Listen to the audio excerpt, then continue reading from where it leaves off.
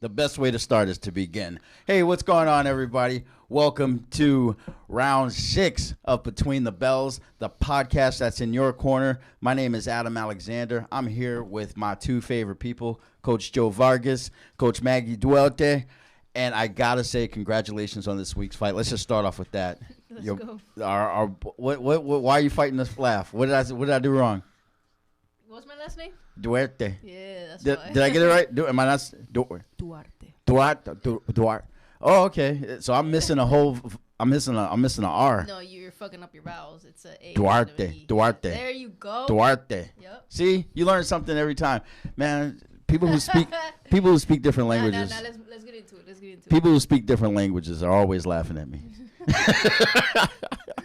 No, but congratulations, Habib Cholet took a victory. Mm-hmm. Matter of fact, and he went the distance on this one. He showed that he can. He showed that he can go the distance. He can stand tough for how many ever rounds.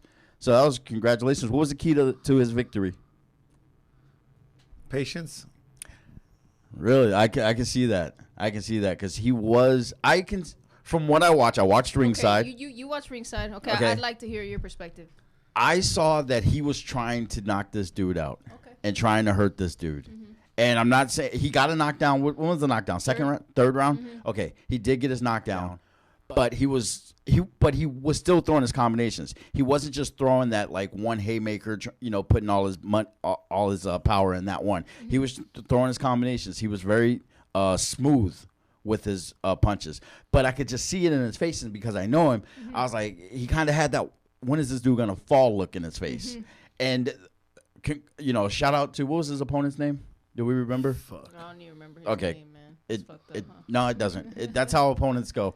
That's how I remember. I was talking to Big Shot before one of his fights. He sent me a message too, man. How's he doing? No, he just sent me a message about Javi. He said, shout out to Big Shot. He just sent me a message saying, we got a real one there, Yeah. Because he knows the fight game, and he was telling me that guy he fought had over 40 pro fights. Yep. 40 pro fights. Yeah, he had a losing record, but those are the gatekeepers that give young fighters a hard time. Uh-huh. And that guy has dropped a lot of guys that are promising prospects right now. And the guy told me himself that he had never been hit so hard. And Habib, I can't say that it was a challenge for Habib. It wasn't, but it was a challenge psychologically. Mm-hmm. That I can see. Habib is used to knocking people out with shots with one punch, and this guy took them all very well. And he even told me, I was out like 5 times, bro, but he didn't know how to close the show. Oh, so that's some growing that on needs to do. Yes, yeah. that's when we have to kick in the gym. Mm-hmm. As a team, we have to collaborate, put our thoughts together, and start executing the game plan. So next time he faces a guy that could take a shot, he doesn't feel lost. I understand that. I understand that. But other than that, I love watching him fight. Like, that is really just, he puts on a clinic. He stays very true to form. He doesn't lose it. There was a couple fights before, and this is another thing that I learned about boxing matches. Because by the 4th match, I was like, okay, why is the red corner 3 and the blue corner is O? And Mike told me, he's like, oh, that's the blue corner is the B side. So the underdog, they kept putting the underdog in the blue corner. Well, no, the promotion always they're underdog, but don't get it twisted. The underdog wins a lot. Oh no, I'm not. Yeah, yeah, but the promotion puts their interested the guys that they're working with on one corner. Okay, yeah, but this one that night finished red corner 6, blue corner O. Yeah, it was not. It wasn't even a. It wasn't a challenge in some of them. Only we had the toughest fight because we had the guy with experience. Habib was past that level of fighting those kind of guys already, so he has to have guys that make him get better. Mm-hmm. The Estrada brothers fought. Yeah. And I forget his first name, but the first one to fight, he had a tough challenge. Mm-hmm. I didn't see who that was. I didn't see it either, but was that the Estrada? Yeah. Oh yeah, like one of the the first one, not the one that you went on with. Yeah. So his challenge was he wanted to knock this kid out. Yeah. And this kid knew how to get hit. He didn't. I mean, in the first round, I was like, "There's no way this kid's making it past the second round." Yeah. But then I saw it's like he was taking liver punch after liver punch after liver punch. I've never seen somebody take so many liver punches, but he took them all. And Estrada kept trying to knock him out, lost his form, was throwing haymakers, wasn't setting up any punches, was just, and the kid was just, the kid took so many good punches, and when he gave them back, they weren't that bad. Yeah. I wanted to give him the third round, but no, I wanted to give him the fourth round. Yeah. But in the end, he still wasn't countering enough. Right. But neither of them counted. Yeah. And I felt that Estrada overdid the knock. Like at some point, do you have to say, I'm not gonna knock this guy out? I have to fight like a boxer. I have to box. And well, see, that's the thing, man. That's the thing that that's exactly what those kind of opponents, those fighters, that's not. You're not gonna knock all of them out, man. There's some grown ass men out there who know how to take a punch, who have been there many times before, know how to tell themselves, you know what, I could take this shit. I could take this shit, and sometimes they know that if they do it long enough, they're gonna lose their composure. You know what I'm saying? The guy who's supposed the A-side to win guy is gonna lose their composure, and sometimes they lose it so much that they end up getting knocked the fuck out. I honestly, you can ask AJ. She was sitting next to me at the fight. I was like, I think he's pulling a Rocky 3. And the second, and when Rocky went up against Clubber Lang the second time, Apollo was like, "What's he doing? What's he doing?" And Paulie goes, "He's getting mad," and that's what he just wanted to tire him out with the punches. Let him punch let him punch himself out. Let him punch himself tired. But that was not really the case. It's just he could really take punches, and that was really good. So with me, just being a student of the game, it was great fights to watch. Except the first one, that I think 51 seconds into the second round, and with maybe if I remember correctly, 2 knockdowns in the first round. It was just sloppy. The B-side was sloppy. That was his debut, that kid. The B-side? No, the A-side. Oh, okay, yeah. With the white shorts? Yep. So was the B-side. Oh, that was his Yeah, because I went out for that one. Because I signed off on guys who I started to sign off. They were debuting, so that I have to know that they can throw punches and be competent to fight. But Mr. Luna, who fought that day, he has no extensive amateur career. He has experience. And the other kid didn't have that much experience, but he knew how to defend himself. And he tried, and he got caught. He tried. I mean, it's an ugly fight, but that was a good fight for Luna, a kid from San Diego. Okay. Yes. Tall kid. Yeah, Luna. That was his name. He brought a crowd. He had a whole Diego Luna. Yeah. He had a whole section just happy for him. So he's actually based out of the gym that I came out of at a CYA Center in National City. Okay. Yeah, it's in the same gym. Good deal. Now, this week I wanted to talk about. I got a message from somebody on, what is that, on Instagram, and I wanted to talk about it because it really struck a note with me. So let me read it so you guys hear it. Hey Adam, my name is Brian. I've been following you on TikTok for a couple weeks, and I was wondering if you could give me some advice. Right now, so much of my life is based around what others think of me. I spend so much mental energy worrying about my appearance and comparing myself to everyone around me. Maybe it's just growing up, but I wish I was more secure with myself. I know you're busy and understand if you can't respond. That's never an issue, ever, ever, ever, ever an issue.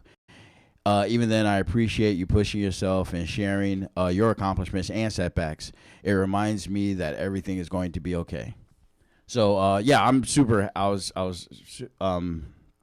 Anybody wants to send me a message, email thepeacefuljedi@gmail.com or DM at TikTok or at Instagram, please do. If I don't have the answer, I'll help you find the answer. We'll find the answer together, because if you ask me a question and I don't have the answer, now both of us need that answer, because all the questions are good. All the questions help us grow. And this one being about insecurity, that was, that's my major thing I had to overcome. I definitely had to overcome insecurity. Like sometimes I was thinking about it the other day. I was like, sometimes I still feel like an insecure person, but I just ask myself, okay, what would a secure person do in this situation? Like that. So, Coach, what is your experience with insecure boxers? Shit. That's something that is, every fighter's insecure. But you have to try to dominate that insecurity, and that's why I always tell you guys that, even you that, you've been in the gym with me for a while already. The struggle with insecurity is every day in the gym. is to challenge yourself with whatever makes you insecure. Okay. You know, like it could be sparring, it could be training, it could be whatever it is. You got to face it, grab the bull by the horns and just address it and know that you might not ever conquer it, but don't let it control you. That was what I was going to say. It's like you have to constantly face that thing that is knocking, like pushing you around. Because to me, that's how, when I'm insecure, I feel like I'm being pushed around by a thought. Mm-hmm. Maggie, do you have like any experience with insecurity? Absolutely. Okay, and I asked that because like I see you as a confident person. Mm-hmm. Like is it pretty much like that's the problem. Let me, give me a minute with it, and I'll be its problem. That's how I see you. So like, how do you handle your insecurities? Well, I think for starters, man, I'll go ahead and say that a lot of the times we get caught up, like Brian said, he mentioned that he's worried about what other people think of him. Mm-hmm. But what really matters is what he thinks about himself. You know what I mean? How he sees himself. Because those thoughts of other people, what they think of you, 9 times out of 10, probably 10 times out of 10, it's a reflection of what you think about yourself. You know what I'm saying? So it starts there. Like, how do you see yourself? And to answer your question, for a long time, man, I think I had this, false sense of confidence, right? Because the way that I saw myself was the way that other people saw me. You know what I mean? A lot of times people will be like, oh, you're such a badass. And it's not that it went to my head, but it's like you start thinking that you kind of have to live up to that. And if that's not really you, man, you're going to have a fucking problem, like mentally, internally. You know what I'm saying? So I think what it came down to, like the insecurity, why you may perceive that I have confidence, I do, man, but it's also a situation basis. There's still certain times where I'm like, fuck, man, but I don't let that shit fuck with me. You know what I'm saying? That's the difference now. I don't let those thoughts control me, like Coach said. You know what I'm saying? Right. It's so easy, for example, to walk into a room and feel very little. You know what I'm saying?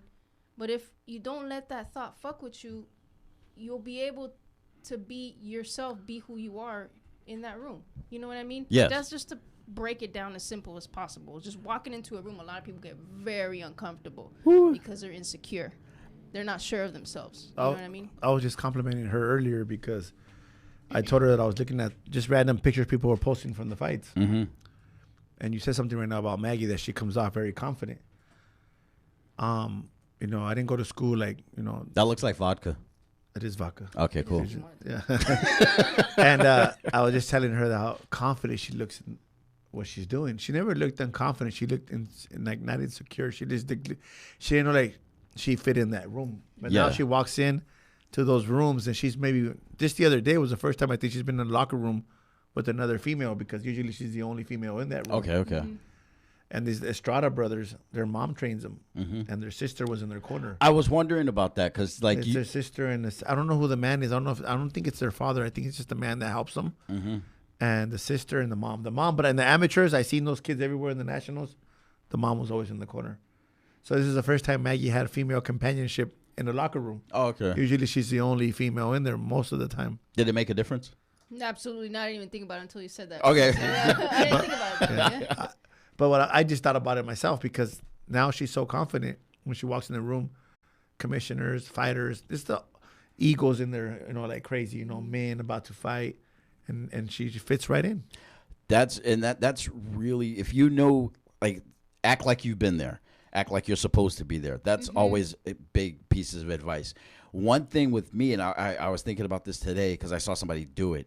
I don't know if you remember this, but I used to get to the gym and go behind the rings. Yes. Do you remember that? I don't remember that, but because I think by the time that I was there, man, you went to the benches. But I know what you mean, because I see certain people do the same thing. It's a thing. Okay, so I'll get to the gym, and people are on the benches, wrapping their hands, putting on their shoes, getting ready, chatting with each other. I would walk past them, be like, hey, what's going on? How you doing? Hey, what's going on? How you doing? Yeah. But then, just go and tuck myself behind the ring, behind both rings, kind of where I'm protected from any eyes, anybody seeing me. Right. And then I wrap my hands and get ready and kind of puff myself up to go out into the gen pop. And today I was like, wow, that's because that was a conscious effort. That was my insecurity. That was I don't belong here. I don't any of that. Right. And now I'm just, today I was like super proud of myself because I got to the gym mad early, did a small workout before Coach got there and worked everybody out. And I was like, wow, this is a real big change for you, talking to myself. And I was like really happy about that.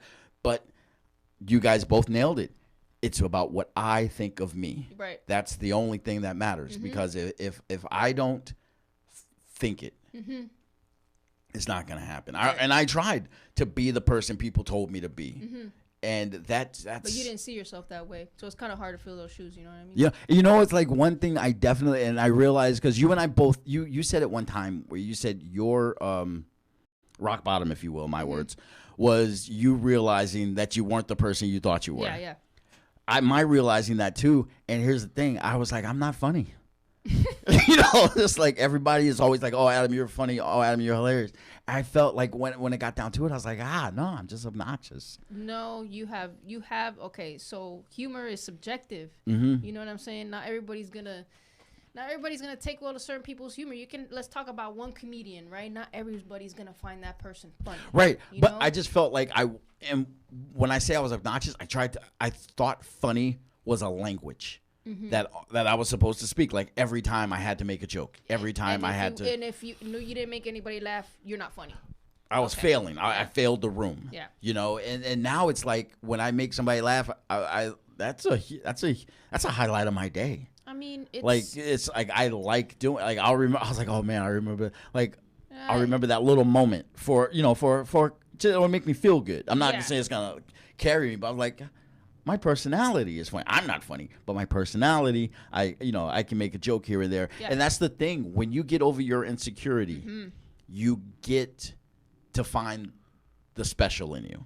Am I saying that right? No, yeah. I know what you mean, man. You kind of start looking at things as just what they are, and you had a something that I guess you can call a beautiful moment in life where you were able to share a laugh with somebody else, and that's it, without any attachments. You know what I mean? Yep. No, that's straight up. Coach, have you ever been insecure? Yeah, we all have. I mean, but right. But when Maggie was talking right now about she had some, we all have. That's what makes us who we are now. But I was gonna tell you right now, when you're speaking about that, you can't keep having insecurities though. Right. You gotta nip them in the ass and. You got to learn how to deal with them. And it's like, it's funny because, the movie comes to my mind about Benjamin Button. Oh, it's a good movie. And that movie's gross. No, it might be gross, but it's a good story to it. It's like, what if we live backwards? Because we learn everything as we get older. True. Like we learn I know how to deal with insecurities now that I'm older. I wish I would have learned when I was younger. And I don't let insecurities become part of who I am. I kind of nip them in the ass. So that's a good point. You have to get to the point where insecurities are like weeds. You're planting a garden. Your personality is a garden, and insecurities are the weeds. And as soon as you recognize one, don't get mad at yourself that you have a weed. Just pluck it, cut it up, uproot it. Smoke it. I'm kidding. Or just get rid of it. Get it out of the dirt. Do what you want with it. Just get rid of it. Yeah. But get it away from the roses. You can always look at it. It's not going to bother you. It bothers you when you let it bother you. Yeah. Like one thing, and this is like I've been insecure about a lot of things. Financial status, education status. I've never been insecure about my height. And that's one of the things I love that about. No, because it's a big thing now, especially as a single dude who's 5'8". Like a lot of you just want to put it out there that you single. I'm always gonna be putting out. I'm always on the market, ladies. What's up? No, but I remember I was in my 20s and somebody asked me how tall I was, and I was like, I'm 5'8.5", and I had a voice in my head that goes, you know how stupid it sounds when you say and a half? Just say 5'8", and I always just accepted it. And what made me remember that is I was flipping through, I think it was TikTok, and I saw, and one of the sponsored ads came up. It's like, hey, hair loss is one of men's biggest insecurities. And my thought was, oh, this TikTok is probably going to help people get past that. It was like, you need to call Hims so you can take the pill that helps you fight hair loss. I'm like, that's the bet. That you just basically just said, let me help you make that insecurity worse. Keep that insecurity. And that's my second thing. Like I have a thin spot back here, and I call it my Rick. What is it? What is the dude from Rick and Morty? Rick Sanchez. Yeah, you got me on that one. I don't watch. You don't watch Rick? No. You watch Rick and Morty? Fuck no. All of our listeners watch Rick and Morty, and Rick, he has that bald spot in the back. His hair is like all wild, but right in the back. I'm like, yeah, it's cool. Like, and that's what you have to do. You have to take that thing you're insecure about, and realize that's your specialness. Embrace it, man. Embrace it. Yeah, stop being a bitch. That's what it goes. That's what it comes down to, man. Honestly, yeah, you have to tell yourself, like, yeah, I'm being a bitch. Those are the cards you're dealt with. That's the cards you're dealt with. True. Like, you can't fight it. And it's really like, so we got dudes, his hair loss. But this one blew my mind. There are guys paying $75,000 for leg lengthening surgeries. You could do that. Yeah. It's a process. Man, yeah, there's a lot of shit that you can do that I didn't know. You know, you say you're I'm 5'7", and I was like, hey, how tall are you? I'm 5'7". Yeah. Oh, that's small for boxing. Yeah, I said I knock out guys that are 6 foot. Like, no problem for me, you know. And that's really where I have noticed the huge difference of my life in entertainment and my life in the boxing world. In entertainment, height matters. What? Tom Cruise. Yeah, but he's never. Have you ever heard him say Danny DeVito? Okay, let me. Mayweather, Pacquiao. Those aren't Mayweather and Pacquiao aren't in entertainment. They're in boxing. They're boxing is entertainment. But they started in boxing. Fighters. Let's start this argument. They became entertainers from exactly. boxing. You just said entertainers. They're by entertainers. What they do in the ring. Mayweather hasn't fought. I don't know how long, and he's still an entertainer, right? Okay, let me. He's still a boxer. He's just not a pro boxer. He's an exhibitionist. I can keep on. I'm gonna prove my point. Okay, prove your point. Dog. Okay, there's this movie on Netflix I just watched with Kevin Hart. I can't. It's like Die Hard. Kevin Hart. He just Kevin said Hart's it. Yeah. Money Mike. Okay. Woo. That's not Money Mike. No, it's a different guy. Oh yeah. Yeah, Cat Williams. Oh man. Cat Williams. 2 against 1. I know I'm fucking. No, you guys are basically just proving my point. So Kevin Hart is called Die Hard, and it's about Kevin Hart, the real life Kevin Hart, wanting to be an action movie star. Mm-hmm. And he's in this interview. He goes, "I'm 5'6". How come?" And he's like, "I'm 5'6". Why can't anybody just accept me as an action hero? Why is 5'6" too short? This is how I prove my point. He's actually 5'3" in real life. For real? Yes. But they can't say 5'3" in the movie. They gotta say 5'6". That's the biggest stretch that they can make it. But you just made my point. Kevin Hart, he doesn't give a fuck how big he is. Okay, now I'm saying I'm not. I said the entertainment world. Now Kevin Hart, yes, he worked with the cards that he has, dealt with them. Coach rolling his eyes. You know, Rhett, I really from now on I'm gonna have Coach sitting. I'm gonna have Coach sitting over there. I'll give you another example. Tom Cruise will never say that he's not 5'10", but we all know he is. Ben Stiller. I can keep on going, dog. There's actually probably more short people than there's tall people. You probably like. I don't think I worded. You have that stigma from baseball, bro, because in baseball, that's all they talk about is fucking height. Everything always goes back to baseball. That's his life. That was baseball. Was his passion. Baseball used to be short. Baseball used to be short people. Yeah, it used to be. And then became tall, and now it's back to Altuve. Ricky second Henderson was my favorite players. Yeah. Yes, second basemen are typically going to be 5'8". Yeah, but you go over to shortstop. All the 6 foot guys now shortstop. Yeah. Ozzie Gano's like probably 5'10". Yeah. So, I'm imagining it's because they gotta stretch out. Yeah, they gotta jump like those line drives over the shortstop's head is gonna be. But I'm trying to reword my point so that I don't get yelled at like I just did. Derek Jeter was a shortstop. I'm trying to reword. How come my every point. girl says Derek Jeter though? I don't know why they love that beige. Hate on Derek Jeter. That dude is just beige. Yeah. Like personality beige. Fuck Derek Jeter, man. I just don't see it. I don't see it. I don't like, you know what I mean? Yeah. Like just be anyway, so but it all goes back to the way you think of yourself. Yes. However you see 5'8" and a half was good for you, bro. No, 5'8". 5'8". That's my like, dog. That and a half was just me trying to wearing stilettos inch towards. I had somebody I had a friend. And I was just like, "Hey man, how tall are you?" I figured they would say 5'8" or 5'9" because I'm looking him dead in his eye. What do you say? 5'10". What do you say? said 5'10". He said 5'10". I'm looking him dead in the Yeah. eye. I didn't have the heart to tell him. That's like shoe size, huh? That motherfuckers be like, what size shoe are you? 11, fucking big ass space in the middle of the shoe. Fucking toes in the middle of. So Brian, and like I'm telling you, like all this last stuff, just to show you, man, we all have the insecurities. Like it's, and I honestly, I lean into how I dress. Like you were talking about the clothes you wear. I like I'm not insecure about how I dress. I like it. You know, like I started for some reason, you know, wearing high waters. And I don't even know why I started doing that, but I love it. Yeah, and it's how you carry your style. Exactly, because you carry it with confidence because you like it. If it was somebody else's style, I would not be able to carry it because I'd be thinking, I saw somebody else do this. Yeah. You know what I mean? Like that's what it comes down to. So Brian is like, once again, thank you for reaching out to me, and I hope that we helped you along your way. Matter of fact, I'll read my response to him. I was about to say that.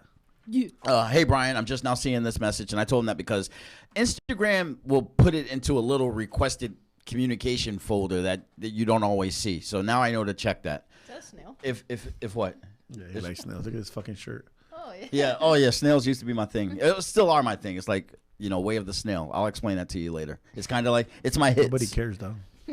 Wow. I'm Just playing. read the message. Though. Wow. You see how I didn't Poor care? Brian's waiting for your fucking comment. Let me.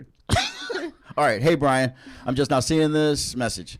Start by giving yourself the approval and accolades you want from others. I learned that doing things, dressing a certain way, and how I carried myself was fine as long as I looked for my own approval first. That's it. As long as you accept that pat on your back from yourself. And that we're surrounded by, I know I was surrounded by people who would not allow me to congratulate myself, to tell myself that I was good enough.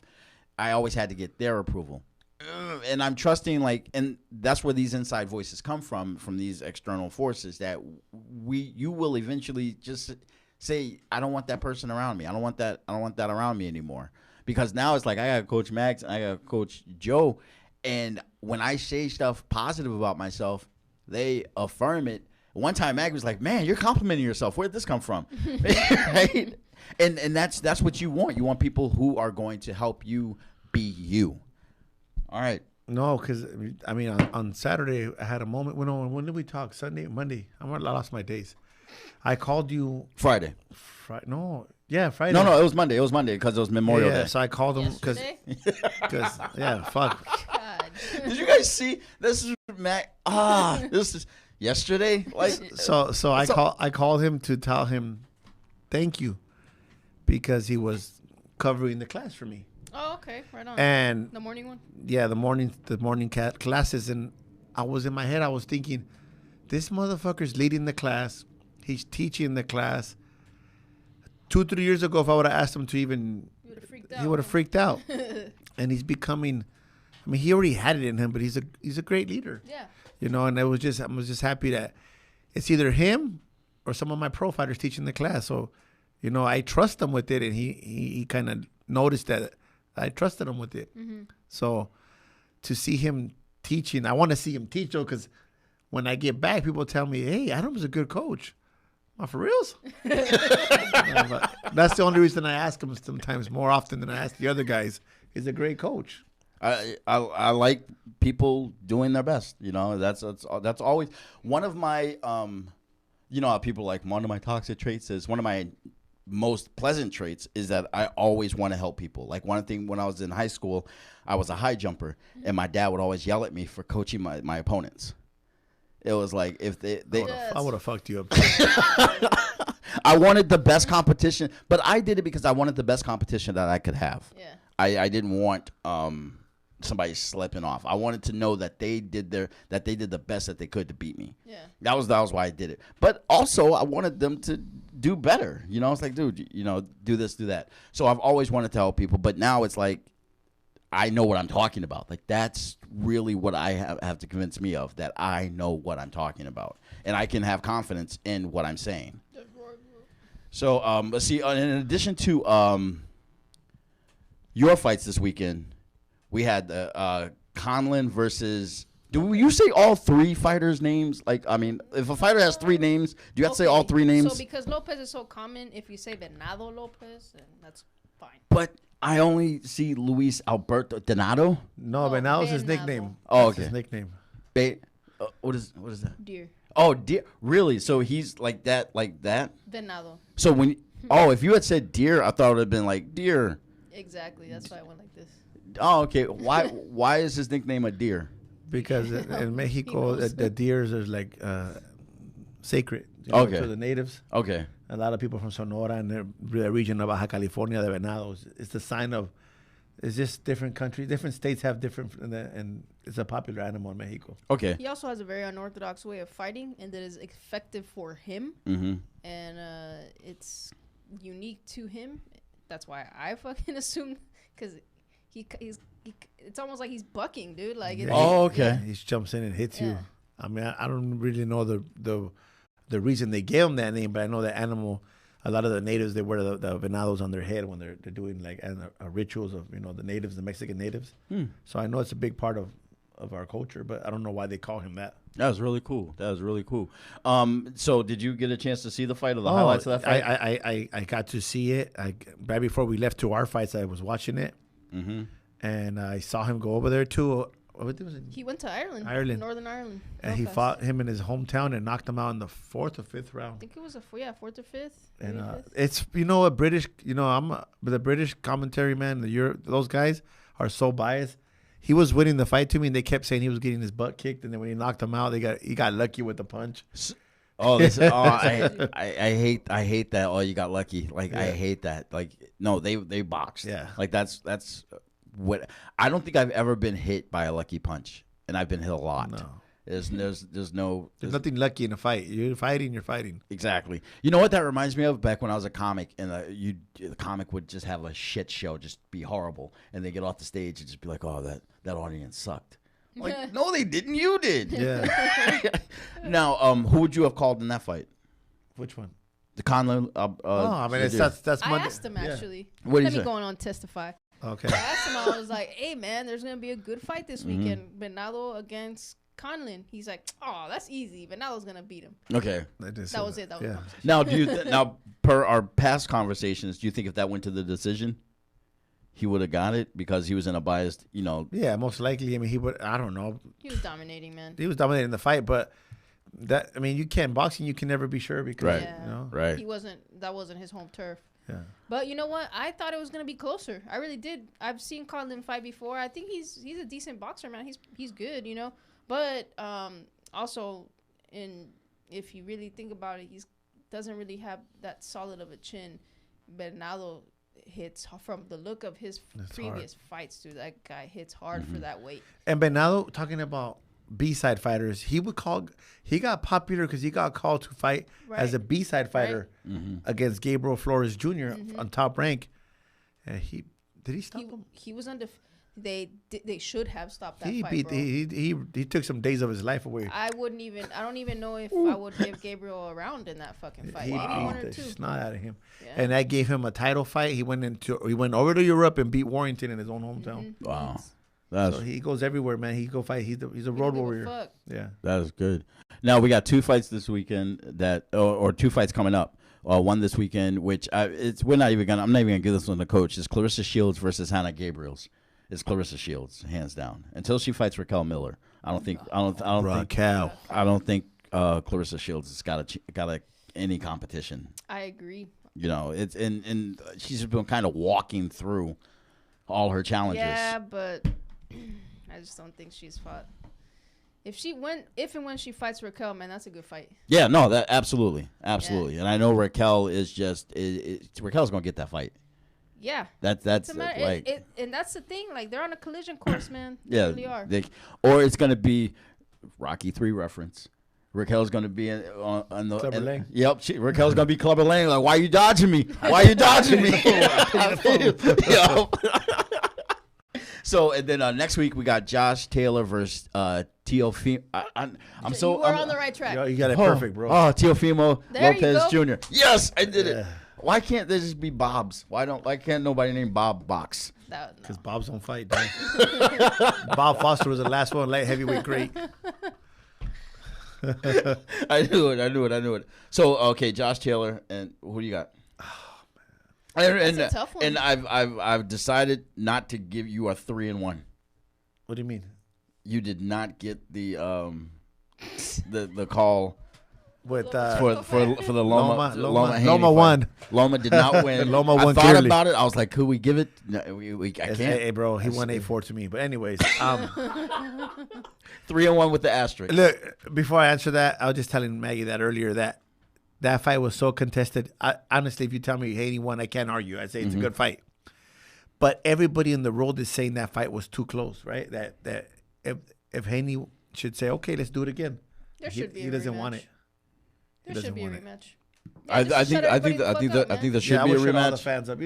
I would shut all the fans up and be like, listen, I'm the better fighter. I think that there should be a rematch, but I don't think that there will be. Okay, but I'm gonna go on the record on that one. I want Teofimo Lopez to win. Mm-hmm. But I got Josh Taylor. Ooh. Teofimo, I know him since the amateurs. I'm him and his father, and nobody knew him. I saw him fighting. I seen him fight a local. I love the kid. He's a good kid. Every time I see him in person, he says hi. Great kid. But I just think Josh Taylor is the complete package. Mm-hmm. Okay. I hope I'm wrong. And if you are wrong, you will be 3-2. I don't give a fuck. Okay. No, and what do you think? Why do you think Josh is going to outbox? He was the last undisputed boxer that we had at that weight division, and he didn't. I think he lost his belt because he didn't make weight. He moved up. Like he fought Catterall. He which beat. is a strange fight, man. Yeah. So that's why I think that I think it's Taylor. I hope I'm wrong, but Okay. All right, and what about boxing skills wise, Magz. I'll give this one to Magz. Boxing skills wise, why is Josh favored? Man, Skills wise, I before Teofimo was champ, I thought he was the best prospect out there. Mm-hmm. At 135, when he was at 135, that was because his style was so beautiful to watch, man. It still is. Mm-hmm. However, I think something's happened. I'm not really sure, but it's almost like he's plateaued. He needs to break through that plateau. And I will say this: hopefully, this is the fight where he does it. Cause Josh Taylor had a bad fight too, no? With Catterall. Yeah. So boxing skills wise, man, I think Teofimo has what it takes to beat him if he's broken through that stump that he's been on. You know. Okay. So Teofimo can do it. Mm-hmm. When you guys say it, it sounds like Delfimo, but I got to remember it's Teofimo. So if he can do it, he has to try harder. Mm-hmm. Like this is definitely okay. It's not about trying. Not trying harder, but I understand what you're saying. You plateau. You have to. There's a lot that become more. It's more complex than it sounds, right? I think outside whatever was going on outside of the ring, to me, it seemed like it was affecting him inside of the ring. Okay. They both have a lot to prove. Mm-hmm. Both of them for sure. And this is the fight to do it. Where's that fight taking place at? It should be Vegas. It is MGM. DAZN's got it. I don't. DAZN's got it? No. My bad. New York. Okay. Oh, so it's a good chance for Lopez to win. Yeah, then. he's going back home. Okay. Oh, that's right. It's at MSG, right? Mm-hmm. Yeah, that's a good fight then. I might have to change my. I thought that fight was in Europe, so I was like, damn, Josh Taylor's gonna win by decision. Is there a home court advantage with boxing? There is and there isn't. And I asked this question because my Celtics just lost Game 7 last night. Where at? Home. Oh. A lot of the times, that home advantage is. But you guys don't have judges. We have judges screaming. Yeah. I mean, when the fighters, you were at the pro fights. Mm-hmm. When the A side would throw a punch, everybody would cheer. Mm-hmm. That influences the judges. That's the hometown advantage. Okay. Because right now it's like the hometown advantage in point-based sports is the rooting, the cheering, the pressure to perform. It influences the judges. Because you got 3 judges all around the ring, right? And not all of them have the right angle on the fight. They don't have the same. Turning, right. So they see a punch thrown, it might not land. Everybody starts cheering. He landed it. Oh. Okay. I got it. I think it also depends on, just to add another perspective, it depends on how the person who is at home handles that pressure. Mm-hmm. Because there's sometimes, like, for example, this is what I think happened to Josh Taylor with his fight with Catterall when I think it was a draw, or I don't know what happened, but the fight was fucking weird because I remember watching it and I was like, that Josh Taylor looks strange. He was fighting at home in Scotland, You know what I mean? So sometimes, and especially out there in Europe, man, if you've seen any fights on TV, bro, I think they take the trophy on that one. They get fucking loud, dude. Like so loud that you can barely hear the commentators. So if the fighter is able to handle that pressure and can harness it, you know, take it in instead of fucking let it get to his head, right? Then yes, it is an advantage. You know what, man? I'm gonna change my decision. I'm gonna go with Teofimo Lopez. Europeans don't do good when they come to the U.S. Okay. I'm gonna go with Teofimo. Okay. Kelberg looked outstanding at home, and then actually, fucking Errol went over there and yeah. And honestly, that's when we were talking about But Errol got a damaged one. Yeah. He already got beat up by, I think, Triple G or somebody had beat him up. I think it was Triple G that he had fought before. When you were telling me about the Conlon Deer fight, you know, Deer. I was thinking, I was like, wow, that for him to go over there in somebody else's backyard. But he knocked him out. He didn't even to the judges. No, not. I'm saying, but to perform to that level and just toast this guy in his own backyard, right. That's a lot. That's a lot. Yeah, and that's the opposite perspective, right? If you know how to handle the pressure when you're not at home, when you're abroad, I'm fucking looking for the word. When you're abroad and the other guy has a home advantage, and if you know how to not let that fuck with you, you know, that's gonna make a good fight. And Bernardo is actually, I think, he's really good at that. Yeah. Really, really good at that, man. Good. So if your final answer is Teofimo? Teofimo. All right. That's who I'm gonna cross my fingers for. Yeah, he's a good kid too, man. But I'm actually excited for that fight. Like, still, I still don't feel confident saying I want that guy to win. You know, so I just look for good fights. I just look, and I'm excited to see this one. All right, we're gonna wrap it up. Again, wait, one more fight. I need to make one more real quick. Okay. Oh yeah, my bad. Munguia. Oh yes. Okay. Say his name. No. Jaime Munguia. It's not Jamie? Because that's spelled Jamie. Do you spell the Russian name? Sergey. Okay. Derevyachenko. That's a good fight for Munguia. I got Munguia on this one. Yeah. That's my boy. I don't. But that's a solid opponent for him. Shout out to Kwame. Kwame's sparring over there with Jaime Munguia. Oh, is he? Yeah. That's where he is now? Yeah. Preparation for this and fight, Big Bear. Yeah, I saw he was in Big Bear. Oh man, I freaking miss. Man, there's no. I miss my son. He calls me Pops. That's just like he's the only person that I'll let do it. I miss him trying to convince me to do fucking yoga every week. Oh, when's he coming back? I don't know. I think probably this week. All right, that would be great to see you. Then all three of us, we gotta go do yoga. I'm doing that shit. Yeah, you are. We'll go Saturday morning. There's a Sunset Cliffs yoga session on Saturday mornings, 11 o'clock. We'll all go take our yoga mats. I try to take Kwame to a. We'll get a latte. What was it? A goat yoga. He didn't want to do the goat yoga. For it. Goat yoga. Yeah, I don't. That's I think. Thing. That yeah, tripped me out. I thought you were lying, bro, when you said that. I'm never googling that. What was it by your in-laws house? Yeah, your in-laws house. Yeah. I'm never googling that. And then we'll get some lattes and some pumpkin spice lattes. Walk some huskies too down the street. And walk some huskies in our UGG boots and yoga pants. All right. Sorry, bro. I had to do it once. Oh, shit. All right. So we got Coach. You picking Munguia? Yeah. And you picking Teofimo? Yep. Mm-hmm. Oh, so he's looking so you picked two fights. That's gonna be because you said I lost with Haney and Loma. You did. After those fights, man, it's the big one, and I'm excited for that one. Which one's that? Spence Crawford. We'll talk about that. Oh, yes, that's gonna be a good one. Yeah. All right, you guys are awesome. Again, you guys have any questions? You have stuff you want us to talk about? You know, slide into any of our DMs. I'm the Peaceful Jedi. Don't slide into shit. Don't slide into mine. I don't mean it like that, ladies. Unless so. Right there, but no, just shoot us. You can shoot me an email at thepeacefuljedi@gmail.com. Follow me on TikTok, The Peaceful Jedi, Instagram, The Peaceful Jedi. No, don't follow me. Just follow him. Peace. All right, bye, y'all.